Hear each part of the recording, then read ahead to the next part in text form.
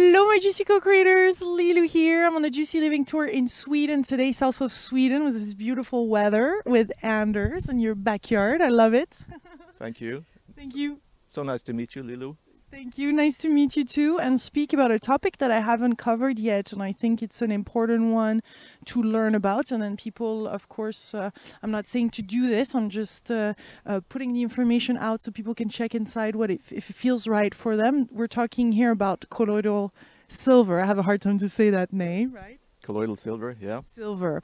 And so you have been doing this for 12 years. You're the largest manufacturer here in Sweden, or... Yeah, one of the biggest one in the world, I guess. Yeah, I'd say we're about one of the biggest in the world. There are a lot of big manufacturers in the United States, of course, because they started first. But in the northern parts of Europe, at least, we're the largest manufacturer, I'd say. And we produce in the range of like 30 to 40,000 liters per year of the colloidal silver. And we sell it to therapists, health food stores, you name it, all over Scandinavia. I've heard of you through a conference that unfortunately I cannot attend, called the Wine Mind Conference. You're one of the speakers there. It's in I think the 20 to the 22nd of September in Denmark, right? You'll be going there? Yeah, it's actually called the Open Mind Conference. Open Mind, thank you. Yeah, we're here to open minds on people, you know, so. And I'll be one of the speakers, and there will be a lot of interesting names speaking there, like Ian Crane from England. A lot of very nice presentations on both finances and medical and vaccines and everything, you know. Yeah, I know even Niels Harriot that I just interviewed in Copenhagen will be there too. Yeah, speaking about the 9/11 and the Building 7 and all. Yes. Yeah. Yes. Yes. And I actually, for the people that are interested about this topic, I've posted also this interview on YouTube for everybody to see, because my wish is that the information spreads and then people can make their own decision. But I don't understand why media is not talking about some things, and so it's up to the people, I think, to take over and do and put in place what they wish to see in the world sometimes, without waiting for the journalists to inform, since they're not doing the information. They're more or less disinforming, as far as I see it. Yeah, they really are, and it's not really strange that it is this way, because the media is actually controlled and owned by the same forces that are actually doing all the turmoil today, you know, with the financial crashes which are actually planned and everything. I mean, they're into medicine. They create disease. They create sick people actually to be able to sell medicines to them. That's what we call people farming, actually, because these the same people that own big pharmaceutical companies also own a lot of the companies that produce food, you know, and the companies that are in the business of actually making our soils losing all the nutrition, you know, by just having the NPK going back, and all the 60 to 70 various elements that the soil should be containing is not in there today. So what happens is that we don't get this through our food anymore. So it actually creates people who are malnutritioned. So we're actually creating malnutrition in people. And if you look at the soil, it has actually lost about 90% of the minerals and the trace elements for the past 100 years. And that is actually creating a lot of disease. So you have obviously done a lot of research, and you have developed products and etc. for people. Tell us about, from my understanding and what I read about silver, it was medicine was using it and uses it still. Yeah. Tell us about silver before we go into the colloidal. Right. Silver is it's an element from the periodic scale, you know. So it's something that you have in the ground, and we've been living among silver for thousands and thousands of years. We have it in our jewelry. We even have it in our teeth nowadays, you know, because amalgam is actually 40% silver, and the rest is a little bit of copper and quicksilver we call it, but it's yeah, I lost that name. Mercury. And if you look at silver, we have it in a lot of things today. If we look historically, it used to be part of the medicine side all the way up to from 1880. Actually, there used to be colloidal silver. It was actually invented in the 1880s actually. And what happened then was that it was silver that was the only thing that they had back in then to put in medicines when you wanted to control bacteria. So it's an antiseptic. It definitely is. And in the beginning of the 1900s, I've seen references to silver being like in 90 different medicines.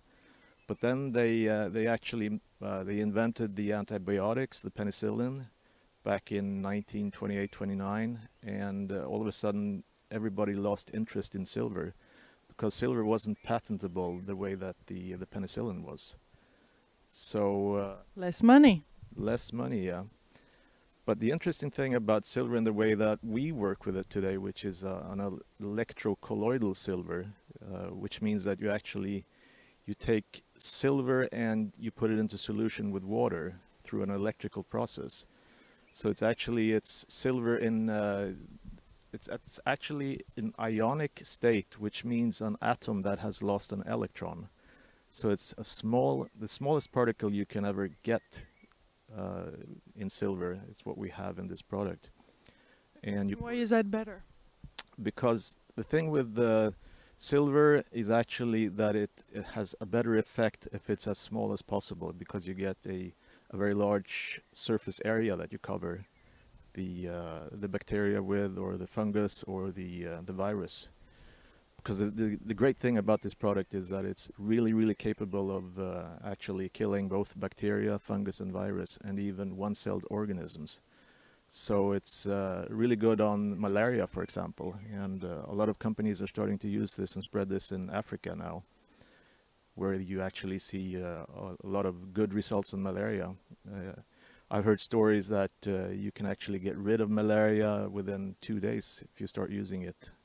But the traditional medicine, the scientific community has totally rejected this and even say it's bad for us. Yeah. How do you deal with that, and what are your arguments in this, and what are they? Yeah. Well, they say it's bad for you because I'd like to say that the world is a little bit upside down, you know. Everything that is good for you is actually marketed through the authorities that are they're in bed with the big corporations actually. So if the big corporations want to get rid of something, they go to the authorities, and the authorities will say it's bad for you.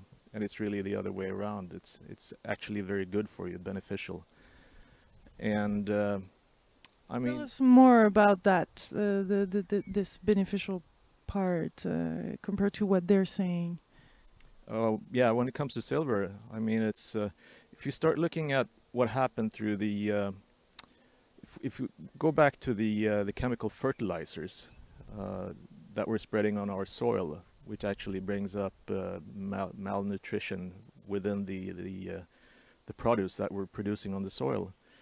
It used to contain quite a lot of silver once, you know, because all the minerals and the trace elements in nature is supposed to be out in the soil, so that the plants can actually benefit from it. All the plants, they take it up, you know, in certain amounts, and it creates both taste and actually makes the produce a lot better. And this is what we need. We need these minerals and the trace elements from the plants, you know. And if it's not available, you will actually become ill in the end, you know, because your body is dependent on getting a full supply of all these minerals and trace elements all the time, because you're actually, as you live, you're using them up, you know, so you have to refill them. And with so we see it on studies, the before and after, or at the beginning of one's life, and how it's decreasing and how it's related. There's some solid studies that have been made that we can look at or search for people interested to dig deeper in this. Yeah, definitely. And real science today actually knows that most of the ordinary diseases that you see in society today, with heart problems and various forms of problems like diabetes and everything basically is in the ground, you know, from the beginning, that we're not getting replenished these minerals and trace elements from what we eat today. But silver is not something we often talk about, so that's why I was wondering what kind of studies are done particularly related to that, because it's not something we hear of in general at all. And the thing about silver, if you look at, there are studies from the 1940s and the 1970s in the United States that actually stated that you got about 90 micrograms of silver each day through food and water back in those days, and that's just about 40 years ago. And today that's down to about a tenth. So you lost about 90% of the silver that you used to get through food and water. That's why in the United States, colloidal silver is sold as a mineral supplement. We used to sell it as a mineral supplement in Europe as well, for 10 years actually. But then all of a sudden the European authorities decided to remove silver, gold, and just about 40 elements like minerals and trace elements from what was actually approved of selling as a food supplement. But what we did then is that we weren't content with that, so we actually reclassified the product as a water disinfectant, which means that the product is still available on the market, and it's a great product to disinfect water with. You can get rid of bacteria, fungus and virus, and various forms of microorganisms. So you have to find other ways to get in. Yeah, I mean, that's unfortunately that's the harsh reality today, that you have to try to find new ways of getting a product out and actually making sure that the product is still available for all the customers that have been accustomed to using it, who have actually seen tremendous health benefits from the product. They've lost like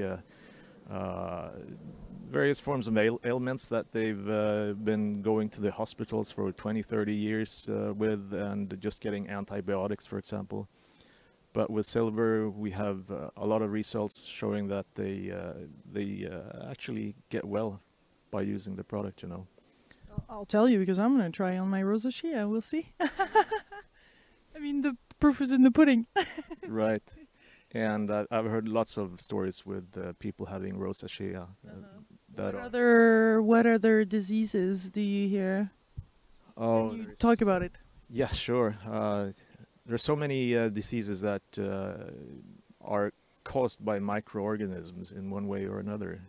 If we're looking at the common cold, for example, I hardly have a cold nowadays because I supplement with about 2 teaspoons per day of this product, and I've done that for 15 years.